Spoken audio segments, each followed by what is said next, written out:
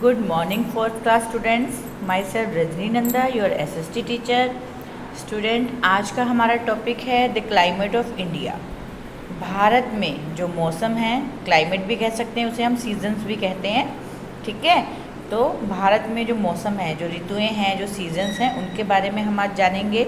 जैसा कि आप सभी जानते हैं, सीज़न 3 तरह के होते हैं। ठीक है, आपने फर्स्ट सेकंड से पढ़ा है, तो उसी के बारे में आज मैं आपको एक्सप्लेन करने वाली, कुछ इम्पोर्टेंट बातें उनके बारे में बताऊंगी। तो सबसे पहले शुरू करते हैं कि क्लाइमेट क्या होता है। सबसे पहले आप जानना चाहोगे सीज़न है क्या। बेटा, सीज़न है कि एक average weather condition of an area. क्या है ये? एक मौसम, कोई भी मौसम है, चाहे सर्दी है, चाहे गर्मी है, चाहे बारिश है, वो कुछ समय के लिए सेम रहता है। 2-3 महीने के लिए जब वेदर जो है, जलवायु, मौसम जो है, वो किसी जगह पर सेम रहता है, उसे हम क्लाइमेट, सीज़न या वेदर कहते हैं। ठीक है, अब है सीज़न जो 3 तरह के होते हैं। कौन कौन से हैं? मेन सीज़न 3 टाइप्स के ही होते हैं, जिनके बारे में हम मोस्टली बात करते हैं। वैसे 6 सीज़न होते हैं हमारे इंडिया के अंदर। तो मेन जो हमें करने हैं 3 सीजन्स। फर्स्ट है हमारा द समर सीज़न, सेकंड है द रेनी सीज़न, थर्ड है द विंटर सीज़न। ग्रीष्म ऋतु, वर्षा ऋतु और शरद ऋतु। ठीक है, अभी हमारा क्या चल रहा है? समर सीज़न चल रहा है। इसके बाद क्या आएगा? रेनी। ठीक है ना, फिर उसके बाद विंटर। तो आज हम समर सीज़न के बारे में कुछ बातें मैं आपको बताऊंगी इम्पॉर्टेंट, जिसे आप याद करेंगे, समझेंगे, तो आपका चैप्टर भी क्लियर हो जाएगा और हमेशा के लिए इसकी नॉलेज होनी तो ज़रूरी ही है। तो चलिए शुरू करते हैं ग्रीष्म ऋतु के बारे में।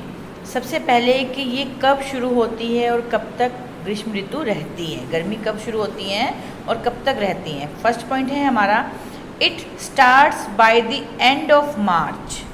मार्च के महीने के आखिरी से गर्मी जो है शुरू हो जाती है। And last till the end of June, और जून महीने के अंत तक रहती है। ठीक है, फिर से समझेंगे कि मार्च के अंत से शुरू होती है गर्मी और जून के अंत तक रहती है। नेक्स्ट है इन समर, गर्मियों में the rays of the sun fall vertically on the earth, so it is very hot during the day. गर्मी के दिनों में क्या होता है कि जो सूर्य की किरणें हैं, सूर्य की जो रेज हैं, किरणें हैं, वो वर्टिकली, तिरछी पड़ती हैं पृथ्वी पर। मान लीजिए अगर यहाँ पे सन है तो उसकी सीधी ना पड़कर किरणें या धूप वर्टिकली, तिरछी पड़ती हैं धरती पर।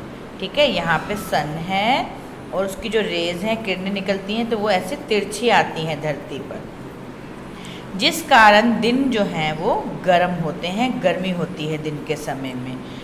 ठीक है, आप देखते हैं जब गर्मी पड़ती है, मई जून की गर्मी होती है, तो आप जब बाहर जाते हैं तो सर से पसीना टपकने लग जाता है, सर भीग जाता है। सीधा जो सूरज की किरणें हैं वो हमारे सर पर पड़ती हैं, सर। ठीक है, तो आप देखते होंगे कुछ लोग उसके ऊपर टॉवल लपेट लेते हैं, गमछा बोलते हैं, तो कैप पहनते हैं, अम्ब्रेला लेते हैं। ठीक है, ताकि धूप जो है वो सर में ना घुसे।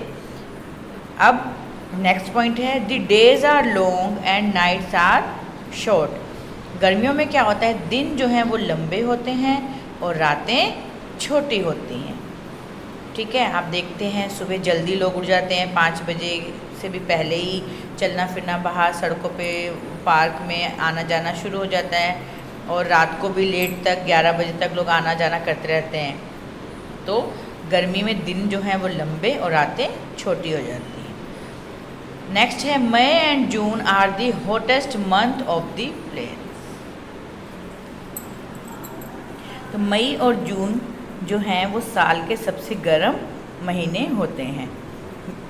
Sometimes the temperature rise up to 49 degree Celsius. कभी कभी इन महीनों में हमारे जो टेम्परेचर है वो 49 डिग्री तक बढ़ जाता है। गर्मियों में टेम्परेचर जो है वो राइज़ होता है और विंटर में, ठीक है बच्चों, तो कभी कभी गर्मियों में मई जून के उसमें आप कभी देखते होंगे, लास्ट ईयर अगर आपके पास कोई न्यूज़पेपर हो तो आप उसमें देख सकते हो 44-45 डिग्री सेल्सियस तक जो टेम्परेचर है वो चला जाता है, हो जाता है। नेक्स्ट है हॉट ड्राई विंड्स कॉल्ड लू। गर्म और जो सूखी हवाएं आंधियाँ चलती हैं उन्हें लू कहा जाता है।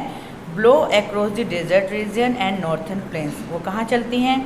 रेगिस्तान के क्षेत्रों में या उत्तरी मैदानों में। ठीक है, गर्म और जो सूखी हवाएं चलती हैं उन्हें हम लू कह लेते हैं। आप लोग उसे झगड़ भी कहते हैं कि बाहर नहीं जाओ, लू लग जाएगी बच्चों, है ना, धूप में बाहर। तो आज हम सिर्फ समर सीज़न के बारे में ही पढ़ेंगे। नेक्स्ट क्लास में कल रेनी सीज़न और विंटर के बारे में हम जानेंगे। Okay, thank you.